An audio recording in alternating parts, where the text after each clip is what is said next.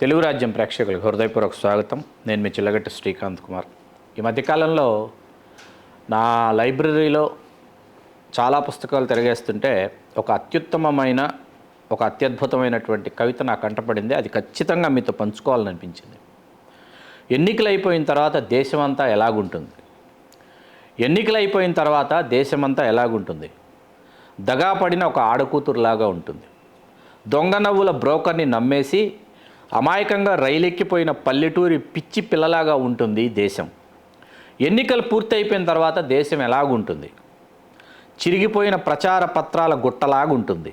ఎన్నికలైపోయిన తర్వాత ఏమవుతుంది? మనకు భోజనం లేదని గుర్తొస్తుంది, మనకు ఉపాధి లేదని, మనకి దిక్కు దివాణం లేదని, మనకు తెరువు తీరు లేవని మళ్ళీ గుర్తుకొస్తుంది. మన ఇంట పుట్టిన దోమైనా పరాయి ఇంట పుట్టిన జలగైనా మన రక్తం పీల్చే బతుకుతాయని స్పష్టపడుతుంది. తెలిసి 5 ఏళ్లకోసారి జీవితాంతం మోసపోవడం గూర్చి ఏడుపు వస్తుంది. మన మీద మనకు కొంచెం అసహ్యం వేస్తుంది. మన బుద్ధి గడ్డి తింటున్నానని తెలిసినా సిగ్గేస్తుంది. ఎన్నికల పతాకాలు విప్పేసిన తర్వాత, గుడారాలు పీకేసిన తర్వాత, పట్టాభిషేక మహోత్సవం ముగిసిన తర్వాత తుపాకీ ఇంకా మనకేసే గురిపెట్టి ఉందని తెలుస్తుంది. మన ఓటే మనల్ని కాటేసిందని తెలుస్తుంది.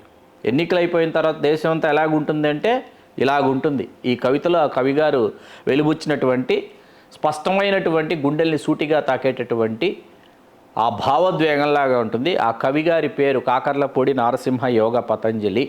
ఎవరైనా అని అనుకుంటున్నారా? జర్నలిజంలో పుట్టి పెరిగిన ప్రతి ఒక్కరికి శిఖర సమానుడిగా కొలిచేటటువంటి KNY పతంజలి గారు.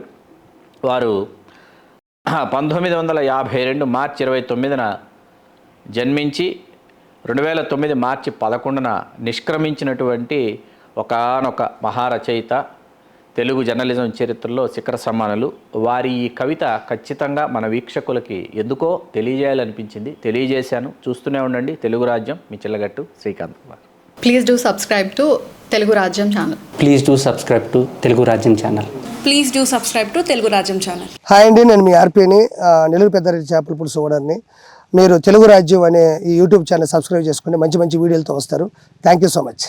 Hi people, I'm Sonakshi Verma and you please watch Telugu Rajyam and please subscribe to the channel.